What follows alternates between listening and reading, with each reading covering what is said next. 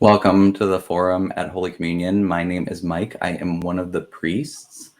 Today I am joined by another one of the priests, at least for another week and a half, the Reverend Marc Smith. Marc, it is a joy to be with you. Today's forum, we're talking about your time with us here at Holy Communion as you prepare to wrap up that time, which is sort of hard for me to believe. I wonder if we could start 5 years ago when you came as priest associate, if you could talk about some of your early memories of coming to Holy Communion. Oh gosh, Mike. First, what a privilege to be here with you and via this link with the Holy Communion faithful. Several early memories from my transition. The first was I needed some spiritual energy. Serving at Ascension, while one of the great joys and gifts of my life, was also extraordinarily demanding. Was the only clergy person in the congregation, a congregation who by cultural history is different than my own, a congregation whose sensibility around liturgy and music different than mine. Their experience with issues of violence different than mine. And while a joy to serve them, it was emotionally and physically extraordinarily demanding. So at that point, following my late wife Mary's death, when I decided it was time to rejuvenate, was exceptionally grateful for the opportunity to talk with you, Mike, about the possibilities at Holy Communion, both for the service I could provide, but also for the time to reflect on and integrate what I thought I had learned in my first few years of ministry at Ascension, a place that I still treasure and dearly love and has shaped much of my work at Holy Communion. The other part of the transition, however, was I think a week after my first sermon, I had to announce to you and to the congregation that I had been diagnosed with prostate cancer and was out for the next 6 weeks. So all of a sudden, the new kid on the block was the new homebound in need of the church's pastoral care. I remember those days, partly our conversations, and I mean, we had been meeting, we'd been in a Bible study together those first several months that I was rector of Holy Communion before you came. And I remember you and Michael, who were working on the merger of All Saints and Ascension, and our conversations. It was a relief to you when I said, yeah, you don't really need to worry about too much work with the vestry or the structural work of the church or the financial piece. Like, what we really need help with is pastoral care and adult formation. And I just watched the light in your eyes go, oh, those would be fun. I could, and to that period of your life was a period of big transition. You were going through a lot. You were, grieving the death of Mary, and you were coming into the end of your first call as a priest, and you were physically moving. And then to layer on top of it the cancer diagnosis and treatment, which thankfully was very simple, but and that Bishop Smith assured both you and me that you were going to be in the hands of good doctors because they had been his doctors for the exact same diagnosis and procedures and things, was a lot to go through at the beginning. But in some ways, because you were coming specifically around questions of pastoral care, was also strangely fortuitous because you got to be cared for by the community that you were going to come and reflect on the questions of care with. Do you remember any particular, how did the congregation care for you in that time? Recall that very few members of the congregation, unless they had been involved with things like diocesan convention, knew who I was. And yet cards, telephone calls, an occasional item of food, especially in the first week or two where I was, much as I enjoy cooking, I couldn't do it very capably. And perhaps most important, the warm sense of grace welcoming me back. And I think what it confirmed for me was how spiritually drained I had been wrapping up not only my time at Ascension, but obviously the loss of my wife, and that I needed some care, something that I think it's a healthy reminder for all of us, clergy and lay people alike, that we all have needs and all need that kind of care and understanding. Yeah. And you launched into pretty quick. I mean, we in those early days, we were sort of doing an analysis of Holy Communion and your role. And frankly, it's something that I've ended up sharing with a number of colleagues in ministry, the pastoral care plan and procedures that you really took a lead on helping put together and draft. You ended up working on pastoral care with the vestry and me, and with the pastoral care providers. But can you talk a little bit about that experience and about, where we have ended up with pastoral care? Certainly. The heart of my ministry has, from the day I blurted out to my late wife, all I want to do is be a parish priest, Hmm. has really revolved around pastoral care.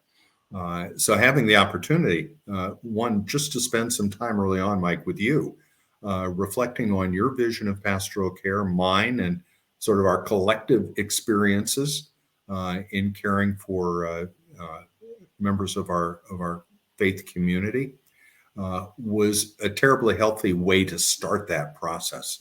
Hmm. Second, engaging members of the congregation in reflection on their own experiences with pastoral care. What worked well for them? What didn't? What do they expect of us? And then having the opportunity to distill that in a document that reflected our theology, but also set priorities and boundaries. Uh, Boundaries for us as clergy, boundaries for the people we serve within the congregation, and appropriate expectations that both the congregation and its leadership, the vestry, can count on. Uh, I think perhaps many among us, unless you've served in a pastoral role, don't realize how complicated those encounters can quickly become. Mhm. And I think the virtue of the document that you and I jointly developed and the vestry approved is that it has withstood the test of time. It's guided us in ways that have minimized uh, pastoral conflict within the congregation, and given us solid ground to stand on when people challenge why didn't we do X, Y, or Z, or Yeah. why don't we do something. We have a context in which to have that conversation. Yeah, one of the conversations I remember really well from that, well, two, in all honesty. One was when you talk about boundaries, one of those boundaries is in the world of social media where, people post stuff on Facebook and stuff all the time. One of the expectations we set was if you need pastoral care, reach out to the parish. Don't expect us to have seen something on Facebook or to somehow know that you've gone to the hospital. Like, we do need you to initiate contact with us if you would like a pastoral visit. And that I remember you were very reassuring that that was an okay thing to ask of folks, that in some ways in a place where we're trying to learn more about what consent means and what invitation means, really saying, like, ask the parish for the pastoral care when you need it. Yeah. Have a friend or a neighbor or a caretaker reach out to the parish if you need that, but that there's an expectation and that it was okay to set that expectation. And as we checked in with the members of the parish that had been most involved in pastoral care, we had a pretty universal, like, yeah, that would alleviate a lot of conflict if we just said out loud something that we all sort of wish was true, which is we really wish it was, not the hardest conversation is sometimes when somebody says, well, I was in the hospital, and the priest or the member of the parish goes, well, I didn't know. So how we resolve that is to put that expectation there. The other was broadening pastoral care. I remember conversations you and I had with the vestry and with members, and particularly Mary Hegarty, who then went on to be ordained later, Mhm. around broadening and seeing the work that we do around social justice to be part of our pastoral ministry. That the two are deeply linked. That's been a big part of your ministry too, both at Holy Communion and beyond Holy Communion. Can you talk a little bit about your work as deputy for gun violence prevention and the curriculum and all that work that you've been able to do? Mike, I think you raise a very important point uh, regarding not only the document itself, but the way in which we've implemented that document, lived into it over the course of several years. It has helped us link the dots. Uh, Mm, it has helped us understand that being God's hands and feet and heart and eyes and ears in the community is not separate and distinct from the care that we share, that mm, that's part of who we're called to be, both as clergy and as laity. And key to that process also has been our lay Eucharistic ministers who picked up on those activities in a new way, formed their own community. And while much of those activities have been put on hold through the pandemic, they've been steadfast in making certain that our homebound people are called at least once a week, yeah. so that their connection with the church and us with them remains. To your more specific point about the way in which that, our sense of pastoral theology has guided my own work, uh, it's focused my attention on violence and the prevention of violence in a very specific way. I think I mentioned a moment ago coming out of the experience in Ascension where violence, especially with guns, was all too prevalent. Uh, while I felt it in my heart, I couldn't conceptualize what to do with it, Mm, how to wrap my head around it. Uh, and the initial work on the pastoral care document gave me the freedom to begin to think of ministry surrounding issues of violence as part of the pastoral work that we do. So we now have an electronic multimedia curriculum, soon to be available online through the Episcopal Church's Forward movement, called Each Other's Keeper, the Church's Response to Violence. Focuses on violence in Scripture as well as violence as a phenomenon in American culture, gun violence, bullying and suicide, sexualized violence, and certainly and perhaps most importantly, reconciliation and forgiveness. mm. Uh, we're pleased that although initially it was a bit hard to get traction on those issues in many Episcopal parishes, with some nice support from the province of Episcopal churches in the Midwest and Upper Midwest, and the support of bishops against gun violence has enabled the publication and broader dissemination of this work. In the coming year, we're hoping to add new chapters. The first on the influence of religious fundamentalism, the religious right, if you will, on violent political extremism in our country. And then another chapter on the nature of violence in religious traditions, essentially asking the question, are religions, whether it's Christianity, Judaism, Buddhism, Islam, are religions inherently violent? Mm. Uh, and so we'll be exploring those and bringing them online, hopefully within the next year. As you talk, I think about those early sessions with the curriculum that you led, sort of pilot here at Holy Communion in the forum setting, and the deep engagement that this congregation brought into that work. I know some of the multimedia work, you had partners from the parish that helped participate Mhm. in developing the curriculum in that way.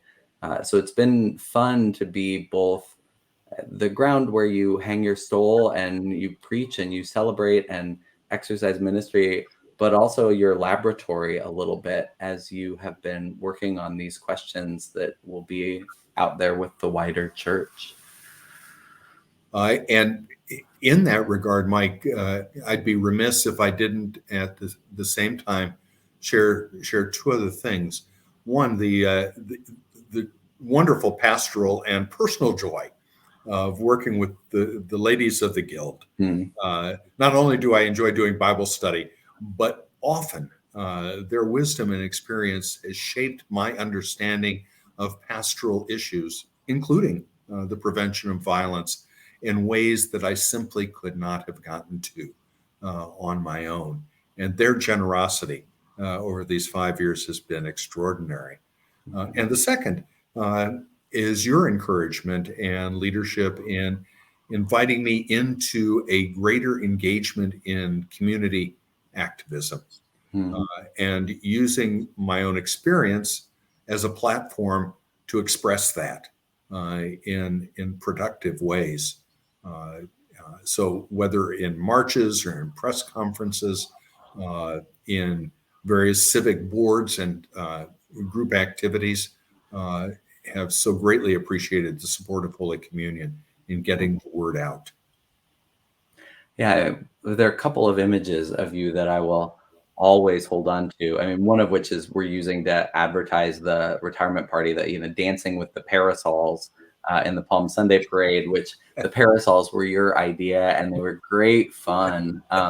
But the other images will always be that picture of you at the March for Our Lives against gun violence, the St. Louis March after the major episode of school gun violence in Florida, where you're holding that sign that says, wait, remind me exactly what the wording was because it's funny. The only way to stop a bad guy with a gun is a priest with a poster. A priest with a poster.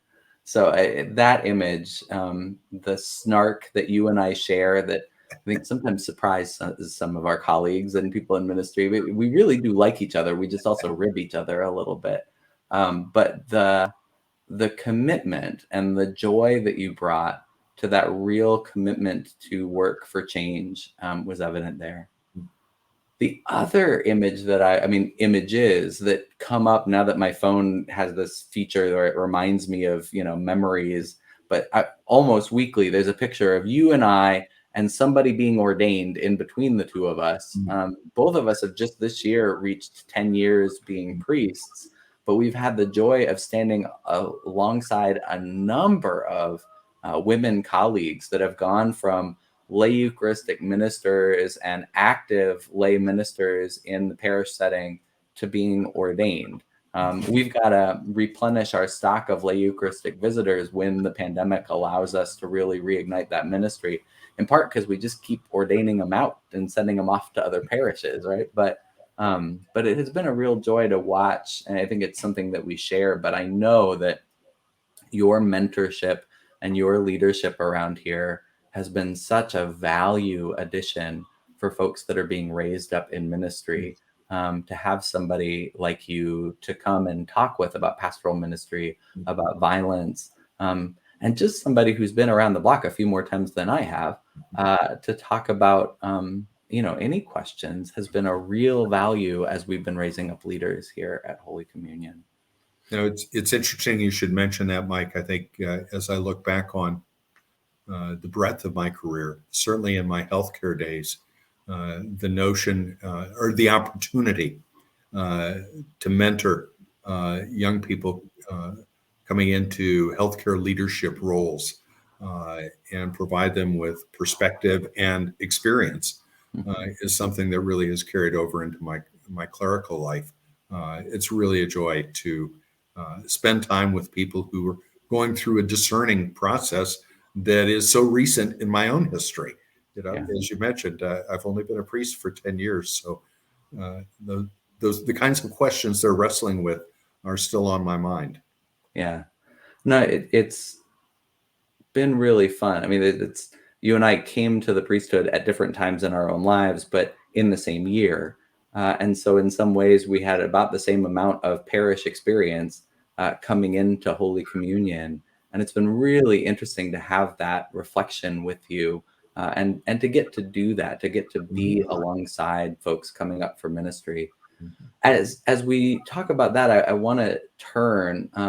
One of the big transitions in your life is upcoming and is related to another big transition, which is I remember meeting Debbie. I remember really liking Debbie when you brought her to the congregation and told me about her, and just, she made me smile, and watching you two together made me smile. But the moment I remember from Debbie coming into your life and our life as a congregation most was you two started seeing each other and publicly seeing each other at a time when we were assigning clergy to go down and be with the Trinity Food Ministry that we do one Sunday a month.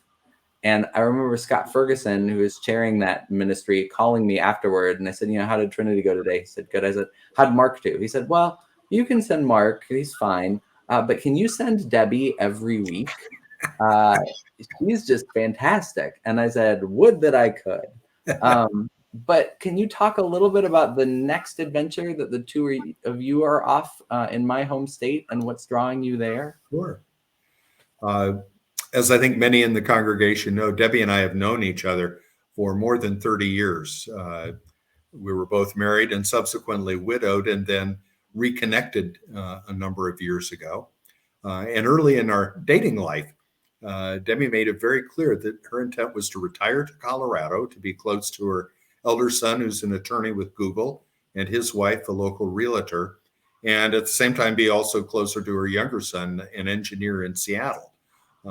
And she asked if I was game for that. And I said, absolutely. What a great adventure.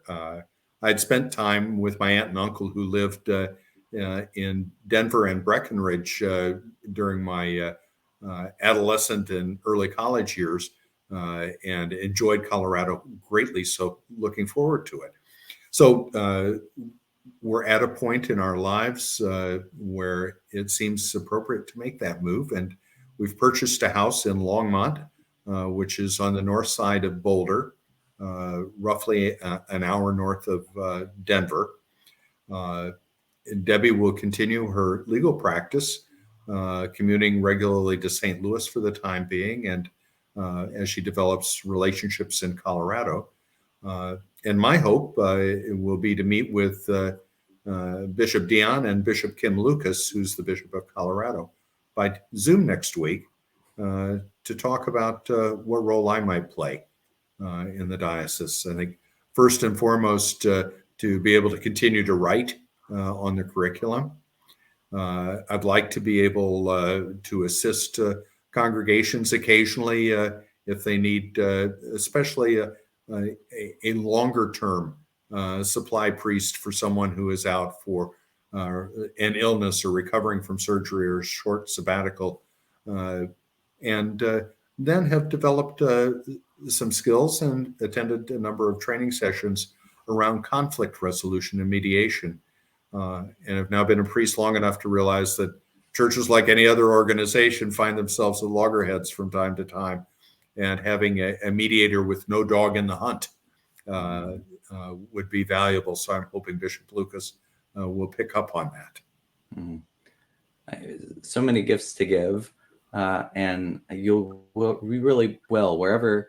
And it sounds like, and one of the nice things about Colorado is there are lots of places to land, including every once in a while the parish that if you pick up a Sunday, I'll hand you a ski ticket or a golf pass up in the mountains. So yeah, let me know if you want any ins on that one. My mom has done a couple of those over the years, but we're going to miss you around here, Mark. I would be remiss if I didn't finish by saying, and I'll get to say a little bit on the 24th too, but because you're leaving in the midst of, the Delta variant and where we are right now, we can't do the kind of normal thing that we would do. But I would be remiss if I didn't say publicly what a gift your ministry has been to Holy Communion, as it's been evident through this whole conversation. But to me personally, you came, at a time when I really could use a colleague, and to have somebody with a sense of humor and a sense of grace, and from whom I could learn and with whom I could laugh. You've brought perspective at times when I really needed perspective. And you've just brought so much to this place. So I just want to say it's been such a joy. I'm selfishly glad that you picked Colorado, because it means that, every once in a while when I go visit my family, we can go check out one of the thousands of interesting breweries on the Front Range. But we will deeply miss you around here. Yeah. And I want to give you one last chance, and then I'll plug the times that folks have to connect with you before you go coming up. Mike, let me echo those same sentiments. I came to Holy Communion at a time where I probably didn't appreciate how much care I needed. And Holy Communion embraced me, welcomed me, lifted me up, And I think you and I have talked about a photograph that has appeared on your phone from time to time. My first Christmas at Holy Communion, where I found myself bawling as I was listening to the organ play and the choir sing, something I hadn't heard in a number of years, and just reminded me of the tremendous joy. The second is the appreciation to learn from you and with you. You have creative energy that is boundless. You've made me a priest far better than I could have ever been on my own, and a friendship that will endure. For all of us, I am grateful. And to all of you who are watching this video, thank you for walking Christ's journey with me and letting me walk with you. I'm so glad that, I mean, I'm not glad that you're leaving now, but I'm glad you waited long enough that the organ is back and we've got a fabulous organist to play A Mighty Fortress Is Our God on your last Sunday. You know, I think that that's as somebody who's a longtime cultural Lutheran, I think that, you know, getting to do that with a real organ is going to be a good thing. It will be great. It will be a great joy. So on this Sunday, October 17th at the 9 o'clock hour, we invite you to join us. If the weather's nice, we'll be out on the front lawn with bagels and coffee. If the weather's not as nice, we'll be inside with masks on. We'll get a chance to talk with Mark, reflect with him, do some question and answer.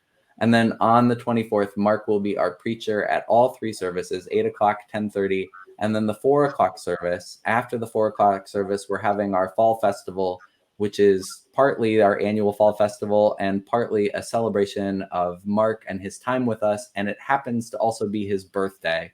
And so we'll also be celebrating Mark's birth. And so we hope you're able to join us in person or online in the coming Sundays as we wish Mark a bon voyage and we get a chance to bless him as he goes. So Mark, thank you so much. And I look forward to seeing you this Sunday.